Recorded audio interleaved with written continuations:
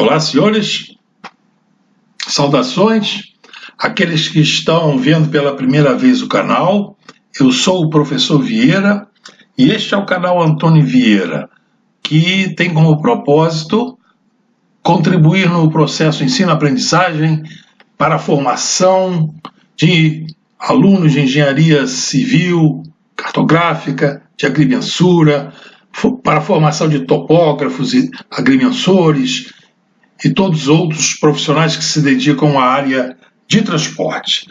Os que ainda não estão inscritos, por favor, inscrevam-se para que recebam as novidades que foram feitas nesses canais.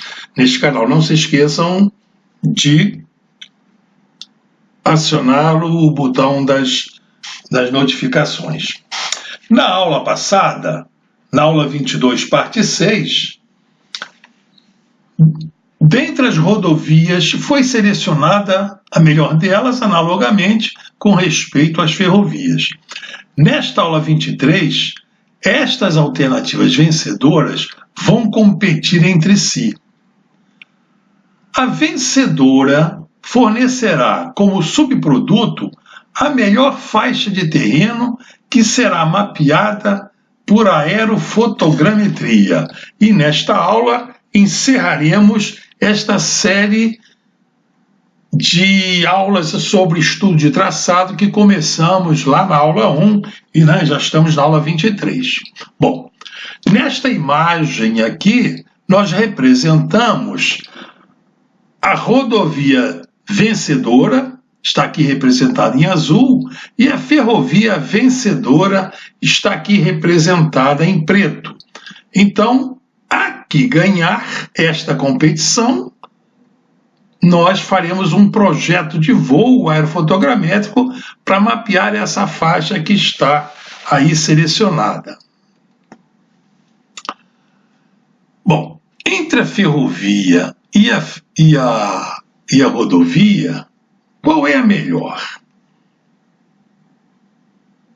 Para isso, vamos usar o critério técnico-econômico, cujos indicadores são o benefício menos o custo de cada uma delas, da rodovia e da ferrovia, a razão benefício sobre custo dessas alternativas que estamos comparando, e o custo de transporte feito pelo modal rodoviário ou feito pelo modal ferroviário. E vamos também analisar nesta última aula a questão do critério financeiro. Uma vez definido qual é a modalidade vencedora, é preciso ainda aplicar o critério financeiro para saber se o que vai ser investido na construção dessa modalidade vencedora é um negócio melhor, é um investimento melhor que se fosse feito em outra aplicação qualquer. E o indicador desse critério financeiro vai ser a taxa interna de retorno do capital. Vamos falar isso ainda nessa aula de hoje. O critério técnico-econômico tem para indicadores, então, esse custo do transporte, a razão B sobre C, entre uma e outra alternativa que estão competindo, e essa diferença entre os benefícios de uma em relação ao seu custo. O custo de transporte é dado assim resumidamente, tem muito mais itens, mas vamos adotar didaticamente essas três parcelas. O custo de construção, o custo de operação e o custo de manutenção. Estão eles aqui expressos pelo que eu falei oralmente. Para a rodovia, então, será o custo de construção da rodovia, o custo de operação rodoviária e o custo de manutenção ferroviário, analogamente para a ferrovia. O seu custo de construção, o seu custo de operação e seu custo de manutenção. Os cenários para essa comparação vão ser dois. No cenário 1, vamos imaginar que a rodovia e a ferrovia já existam. E no cenário 2, a rodovia ou a ferrovia ainda será construída. Esse cenário 2 é o tipicamente que nós estamos analisando, é tipicamente esse problema da engenharia civil. Nesse cenário 1, ele ocorre muito na parte de logística da engenharia de produção, em que os engenheiros de produção, nessa parte de logística, têm que selecionar alternativas modais entre várias elas, pode ser rodovia, ferrovia, hidrovia, aerovia, cabotagem, e o transporte ser feito dentro do próprio país, ou então entre vários países. Os custos levantados serão todos os custos inerentes à logística, custos alfandegários e entre outros. Então, isso é a parte da engenharia de produção. Nós estamos tratando nesse cenário 2, em que queremos construir ou a rodovia ou a ferrovia, nesse caso. Podia ser uma outra modalidade qualquer. Estamos exemplificando com essas duas, poderia ser a construção de qualquer uma das outras. Então, o nosso caso é este, o cenário 2.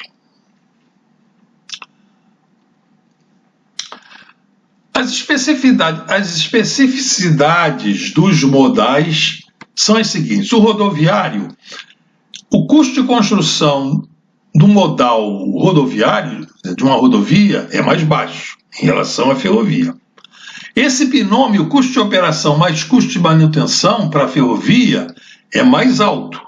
A manutenção da ferrovia e a sua operação são mais altos do que seus congêneres da ferrovia. Há um alto consumo de energia nas rodovias por tonelada quilômetro transportada. Outra especificidade do modal ferroviário é que ele é feito de porta a porta. Ele tem mais flexibilidade do que o ferroviário. Ele praticamente é autônomo em relação ao transporte. Pode ir da porta do produtor, da fazenda, até lá ao porto ou até lá ao mercado. O tempo de viagem no modal rodoviário é mais baixo, né? É menor em relação ao ferroviário, porém ele é pouco adequado para longas distâncias. E ele é mais adequado para carga de maior valor agregado. Por outro lado, o modal ferroviário ele tem um custo de construção mais alto. Como eu já falei, esse binômio custo de operação pelo custo de manutenção é mais baixo. A manutenção da ferrovia, ao longo do tempo, ao longo dos anos, fica mais baixa do que a manutenção das rodovias. Existe um consumo de energia, né? O consumo de energia nas ferrovias é mais baixo por tonelada quilômetro transportado. Entretanto, ele não é porta a porta, ele necessita de um apoio de outros modos de transporte para cumprir a finalidade para atender ao usuário. O tempo de viagem é mais alto em relação ao tempo de viagem rodoviário, ele é muito mais adequado para o transporte a longas distâncias do que o transporte rodoviário. E se presta melhor para carga de menor valor agregado, né? Cereais e minérios, do que aqueles outros que têm um maior valor agregado.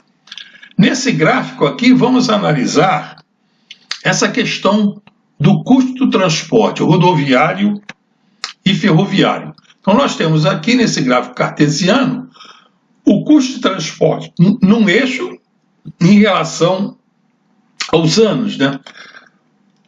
O projeto de uma ferrovia ou rodovia, a vida útil desse projeto, vamos considerar 30 anos.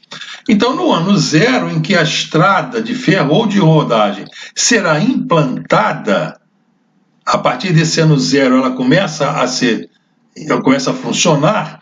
Então, nós temos aqui, nessa coordenada, o custo, o C0, o custo de construção da rodoviária. E aqui o custo de construção da ferrovia. O custo inicial da ferrovia normalmente é mais alto do que o da rodovia. Pode chegar a umas 3 vezes mais. E isso não impede que a ferrovia faça uma competição com a rodovia, porque ao longo do tempo esse cenário pode mudar. Ao longo do tempo, então, nós estamos vendo aqui essas duas evoluções do custo do transporte rodoviário e ferroviário. Então, no primeiro ano, esse custo de operação mais o custo de transformação de manutenção, a operação mais a manutenção anual, é mais alto na rodovia do que na ferrovia. Então, no primeiro ano, o custo da rodovia é mais baixo do que o custo do transporte na ferrovia. No segundo ano, também, mas a diferença vai diminuindo. Chega a um certo ponto, nesse ponto de equilíbrio aqui, que a situação pode se inverter. O custo do transporte ferroviário pode se tornar menor do que o custo do transporte rodoviário. Então, dependendo de em que ano fica esse ponto de equilíbrio, vamos imaginar que fique antes da metade do tempo, então, o restante do tempo, o que vai se ter de diferença favorável à ferrovia pode justificar que a ferrovia é a melhor alternativa para aquele custo de transporte. É isso que esse gráfico aqui está nos informando. Vamos analisar a questão do benefício e o custo, a razão B sobre C. Para isso, nós tomamos uma das modalidades como referência. Vamos considerar que a rodovia seja a modalidade de referência. Então, tudo que for benefício para a rodovia é custo para a ferrovia e vice-versa. Então, vamos fazer uma análise tendo a rodovia para referencial. Então, tomando ela como referência, se essa diferença entre todos os benefícios da rodovia menos os custos, quer dizer, seriam aquelas vantagens da ferrovia, essa diferença do benefício menos o custo, se for praticamente zero, e se a razão B sobre C for praticamente 1, então não há como decidir. As duas alternativas, a rodovia e a ferrovia, né, são igualmente boas ou igualmente ruins. Quer dizer, a princípio poderia-se escolher qualquer uma das duas. Entretanto, o nosso amigo aqui está com essa dúvida. Como é que ele sai desta? Ele quer saber qual das duas é melhor. Então, o que ele vai fazer? Ele teve uma grande ideia para tirar esse empate técnico. Levar em conta a sensibilidade dos índices. Esses índices nós temos que considerar que eles foram levantados numa fase preliminar do estudo de traçado. Nesta fase preliminar, a escala da base cartográfica é pequena, é 1 para 50 mil, né? 2 milímetros nessa base cartográfica corresponde a 100 metros do terreno, é uma incerteza grande. As sondagens geotécnicas são feitas em pequena quantidade ou não existem, só uma ou outra onde seria uma grande obra, ou talvez nem se façam. As sondagens socioeconômicas que vão interferir lá no custo dessa apropriação, elas são feitas superficialmente, não faz um detalhamento grande delas. E os custos levantados na questão para construções, para essas coisas todas, para as obras de arte, eles são custos médios, têm incertezas apreciáveis. A extensão das obras de arte ali, dos túneis, das pontes, das grandes obras, muros de arrimo, tem grande certeza. Então isso tudo faz com que nós possamos considerar 50% para a sensibilidade do índice B sobre C. Benefício-custo ali vai ter uma sensibilidade de 50%. E como isso vai ser processado? Bom, vamos considerar que os benefícios que nós estamos considerando sejam 50% minorados, sejam reduzidos em 50%. E os custos que nós estamos considerando, sejam majorados em 50%. Então nós teremos 0,5 multiplicando os benefícios, que é 50%, e 1,5 multiplicando os custos, que é 50%. Né? Então essa razão que estava B sobre C igual a 1, ela ficará, fazendo aqui 1 meio vezes 2,5 dá 3, né? 1 meio vezes 2,5 dá 3, e vai ficar então a nova razão B sobre C, benefício custo 3. Então isso significa que, como a rodovia foi tomada para referência, se essa razão B sobre C ficar aí praticamente igual a 3, continua o empate técnico, tomando-se aquela sensibilidade de 50%. Se essa razão B sobre C for menor do que 3, aí a ferrovia é vencedora, porque os benefícios da rodovia em relação aos custos apontam que a ferrovia seria vencedora. Se a ferrovia e a rodovia continuarem igualmente boas ou igualmente ruins, naquela hipótese ali de B sobre C ficar aproximadamente igual a 3, nosso amigo aqui continua com o drama dele. Como é que vai se resolver esse empate técnico? Então, duas decisões podem ser tomadas para tirar esse empate técnico. Na decisão 1, escolhe-se qualquer uma das duas, elegendo, por exemplo, ou que acarretar o menor custo de combustível, ou seja, esse menor comprimento virtual devido ao tempo de percurso, ou aquela que acarretar a menor tortuosidade, ou qualquer outro. Elas são igualmente ruins ou igualmente boas, então escolhendo-se mais um elemento desse aí, que seja a favor dela, escolhe-se ela, né? Qualquer outro índice. E na decisão 2, é realizar um novo estudo de traçado em relação às duas faixas de terrenos ocupadas.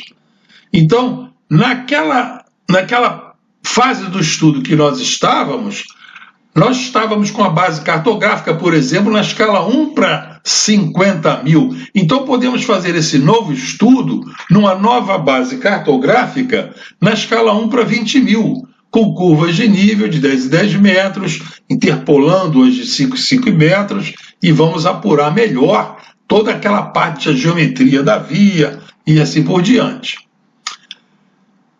Podemos fazer uma maior quantidade de sondagens geotécnicas, principalmente onde ocorrerão aquelas obras de arte especiais, essas OAE,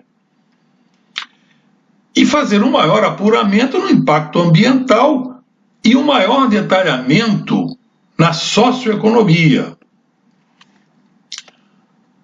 Bom, mas vamos imaginar então que nesse novo detalhamento, nessa nova base cartográfica, foi possível fazer o desempate entre essas duas alternativas. Então sabemos agora qual delas é melhor, ou a rodovia ou a ferrovia. Uma delas foi a vencedora.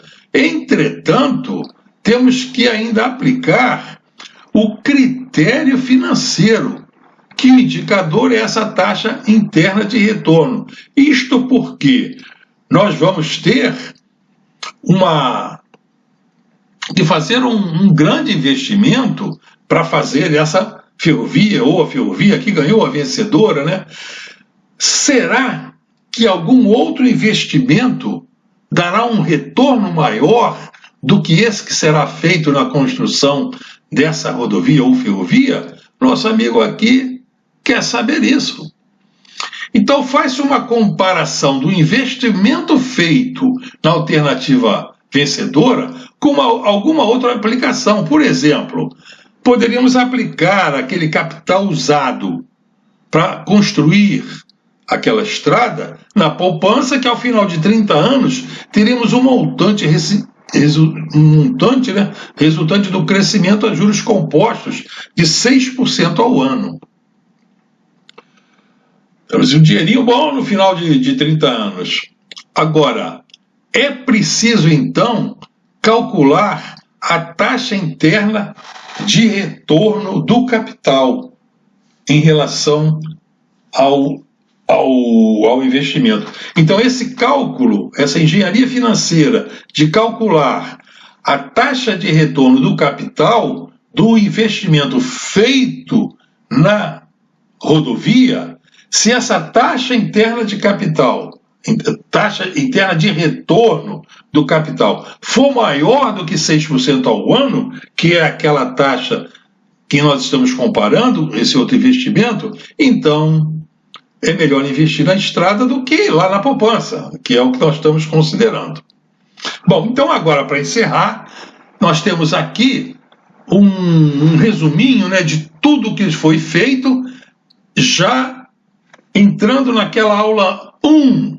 Então nós temos aqui nessa figura aqui, que representa aqui uma geometria não euclidiana, temos aqui o espaço-tempo, né? Em que nessa primeira parte que nós já fizemos, estudamos várias alternativas de traçado, várias rodovias, várias ferrovias. Dessas daqui, entre as rodovias saiu uma vencedora, entre as ferrovias saiu uma vencedora. Então essas alternativas vencedoras, nessa outra fase, elas foram competir, já vamos supor, numa outra escala 1 para 20 mil. E para fazer essa escala, e fazendo essa competição para 20 mil, aquela alternativa vencedora definiu a melhor faixa de terreno, essa melhor faixa de terreno será levantada por aerofotogrametria para gerar plantas na escala 1 para 2.000. Nessas plantas na escala 1 para 2.000 será feito o anteprojeto. Esse anteprojeto é locado no terreno. Ao ser locado no terreno, faz-se seções transversais, faz-se novas plantas na escala 1 para 1.000, e nessas novas plantas de 1 para 1.000, faz-se o projeto final. Também pode ser feito na escala 1 para 2.000, mas feito diretamente no terreno, porque o levantamento aerofotogramétrico ele é limitado, principalmente no Brasil, em que a vegetação é muito densa e o terreno fica mais mascarado, implicando em uma incerteza muito grande no projeto final. Então ele pode ser feito na escala 1 para 2.000, mas o levantamento praticamente direto no terreno e levantando-se só por aerofotogrametria aquelas partes do terreno que estejam sem vegetação. Aí dá uma precisão, né? O erro fica mais ou menos aceitável para se fazer o projeto final. Esse projeto final, então, é locado para se fazer a implantação, fazer todas as sondagens e tudo direitinho. As sondagens foram feitas aqui já para o projeto final, produto dessa locação do anteprojeto. E essa locação aqui, então, que eu estou falando agora, é mais para fazer a implantação da estrada. Então a estrada é implantada e daí em diante corre ou os carros ou os trens de acordo com a alternativa que venceu. Então, terminamos então aqui essa nossa série de estudo do traçado, começando